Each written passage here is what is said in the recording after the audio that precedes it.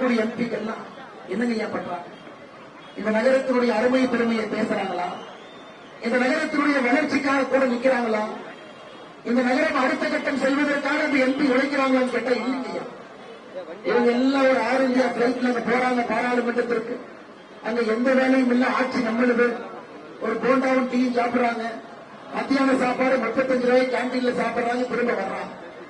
10 ஆண்டுகளாக திராவிட முன்னேற்ற கழகம் ஒரு கூட்டணி கட்சி எம்பி செய்யக்கூடிய சாதனை என்னன்னா, பார்லிமெண்ட் கேண்டீன்ல 35 ரூபாய்க்கு ஃபுல் மீல் சாப்பிடுறது மட்டும்தாங்க அவங்க சாதனை.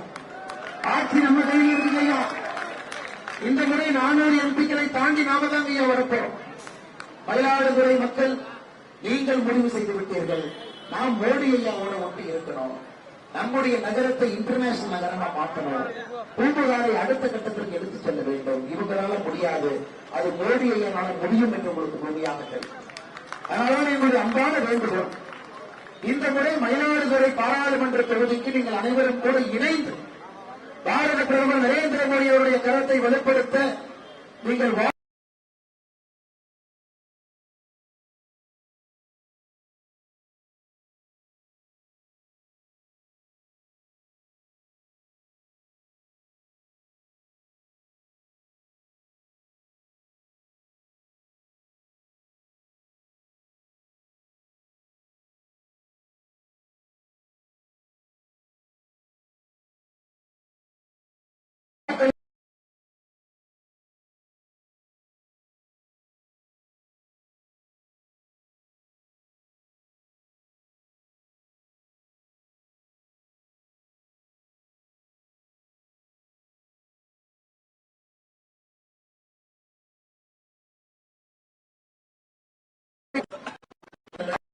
பாத்தீங்கன்னா சுரையாடிட்டு இருக்கிறாங்க. நேற்று ஒரு மாநாடு நடந்துச்சு, இளைஞர்கள் மாநாடு.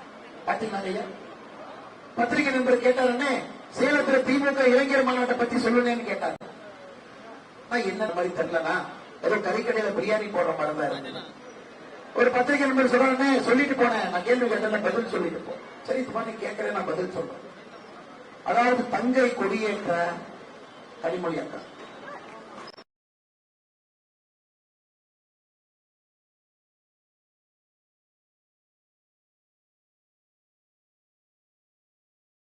அண்ணன்லாம் சேர்ந்து அடுத்த தலைவர் அடுத்த தலைவர் அடுத்த தலைவர் துட்டிப்பாட, அண்ணன் மகனுடைய மகன் அப்படின்னா உதயநிதி ஸ்டாலினுடைய மகன் இன்பநிதி அவர்கள் முதல் இருக்கையிலே அமர தலைவர்கள், அதாவது அவங்க தாத்தா திமுக, அதுக்கப்புறம் பையன், அதுக்கப்புறம் பேரணிக்கு எம்எல்ஏவா நீங்க யோசிச்சிருப்பாங்க. முன்னாடி உட்கார பத்தி யோசிச்சிருக்க மாட்டாங்க.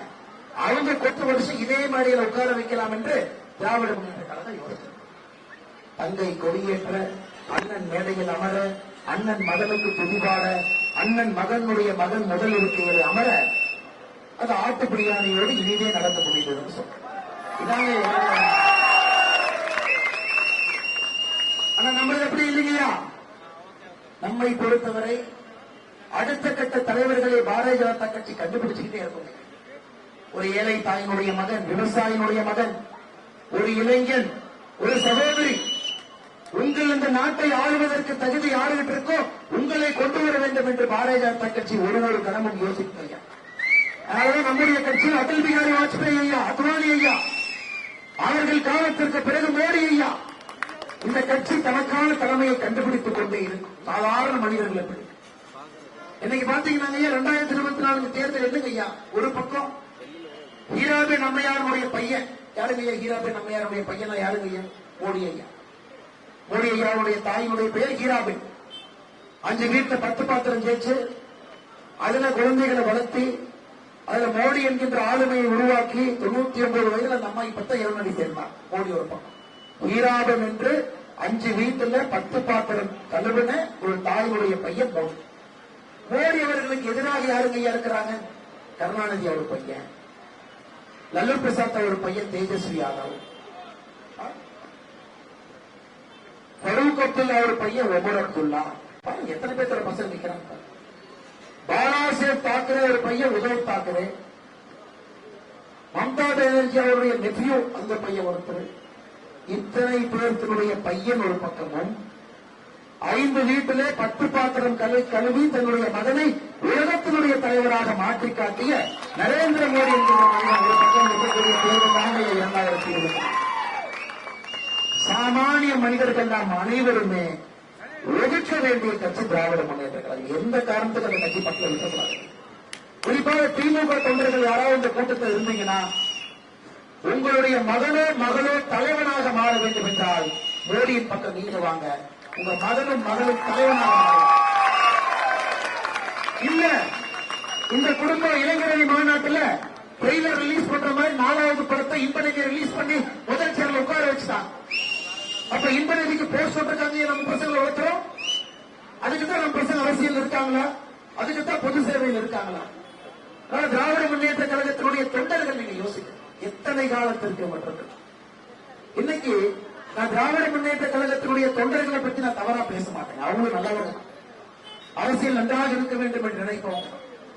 ஆனா இன்னைக்கு திமுகவுடைய முழு கொத்தடிமைகளாக யாரு மாறி இருக்காங்கன்னா, அண்ணன் திருமாவளவன், அண்ணன் வைகோ, கம்யூனிஸ்ட் கட்சி முழு கொத்தடிமையா. கருணாநிதி என்கின்ற திமுக எம்எல்ஏ வீட்டுல ஒரு பட்டியலின சகோதரியை போட்டு எட்டி உதைச்சு அடிச்சு மிரட்டி சூடு வச்சு அந்த பாப்பா வெளியே வந்து பிரஸ்ல கதறது 10 நாளா ஒரு எஃப்ஐஆர் போறது துப்பு இல்லைங்கய்யா. எஃப்ஐஆர் போறது துப்பு. பாரதிய ஜனதா கட்சி ஆக்ரோஷமாக சண்டை போட்ட பிறகு ஒரு எஃப்ஐஆர் போட்டு அக்யூஸ் அரெஸ்ட் பண்ணாம நீ போய் ஆன்டிசிபேட்டரி போய் எடுத்துக்கலாம். வேங்கை வயல்ல மக்கள் குடிக்கக்கூடிய தண்ணீர்ல மனித மலம் கலக்கப்பட்டு 14 மாதங்களாக இன்னும் அக்யூஸ் குடிக்கல. ஆனா இவங்க சேலம் மாநாட்டில் உட்கார்ந்து சமூக நீதி சமநீதி என்று பேசுகிறார். இதை கண்டிச்சு கம்யூனிஸ்ட் கட்சி ஒரு அறிக்கை வேண்டுமா? இதை கண்டிச்சு அண்ணன் திருமாவளவன் அவர்கள் பேசணுமா? ஆனா பாதி நேரம் திருமாவளவன் என்னை திட்டத்துக்கே ஒரு பாதி நேரம் போயிடும். திமுகவினுடைய ஒளிபரப்பை வாங்கி பாக்கெட்ல வச்சுட்டா பொருத்தமா இருக்கு. ஏன்னா இவர்கள் தான் சமூக நீதியை பேச வேண்டும் என்று நினைக்கிறத பேசணும் எங்கேயா பேசுறாங்க? ஒரு பட்டியல சகோதரிக்கு திமுகவுடைய எம்எல்ஏ மகன் வீட்டில் சூடு வச்சு வெளியே அனுப்பிச்சிருக்கிறான். அதை பற்றி பேசுறது தப்பு இல்லை. ஆனா இன்னைக்கு சமூக நீதியை பற்றி பேசிக் கொண்டிருக்கிறார். ஐயா, இந்த சமூக நீதிங்கிறதே போலி வேஷனை. ஒரு குடும்பம் ஆட்சியில் இருப்பதற்காக, அவர்கள் நன்றாக இருப்பதற்காக, தின்னு கொடுப்பதற்காக, ஊழல் செய்வதற்காக, மக்களுடைய பணத்தை சுரண்டுவதற்காக கோபாலபுரத்தினுடைய குடும்பம் சமூக நீதி என்கின்ற வார்த்தையை பேசிக்கொண்டு மேடையில் வாய்ச்சொல் வீரர்களாக இருக்கின்றார். ஆனா உண்மையான சமூக நீதி என்னங்க ஐயா? பட்டியலினத்தில் பிறந்த ஒரு சகோதரர் ராம்நாத் கோவிந்த் அவர்களை இந்தியாவினுடைய குடியரசுத் தலைவராக அமர வைத்தது பாரத பிரதமர் நரேந்திர மோடி அவர்கள். அது சமூக நீதி. பழங்குடி இனத்திலே பிறந்து திரௌபதி முர்மு அவர்களை இந்தியாவுடைய குடியரசுத் தலைவராக அமர வைத்திருக்கின்றோம். அது சமூக நீதி ஐயா. இது சமூக நீதி ஐயா. அரசியல் அதிகாரம் யாருக்கு கொடுக்கப்பட வேண்டுமோ அவருக்கு மோடி ஐயா கொடுக்கிறார். நீ யாருக்கு கொடுத்தியாங்க ஐயா? 35 பேர் திமுக அமைச்சர், 2 பேர் பட்டியலினத்திலிருந்து வந்திருக்கிறாங்க ஐயா. 2 பேர் பட்டியலினத்தில். நம்ம கிட்ட 12 பேர் நம்ம அமைச்சர்கள் இருக்காங்க ஐயா. மோடி ஐயாவுடைய அமைச்சரவையிலே 12 பேர் இருக்கிறார். 2 பேர் வச்சிருக்கிறான். இது சமூக நீதிங்களா? அரசியல் அதிகாரம் கொடுக்காம ஒரு பட்டியலினத்தினுடைய சகோதரி எப்படி வேகமாக மேலே வர முடியும்?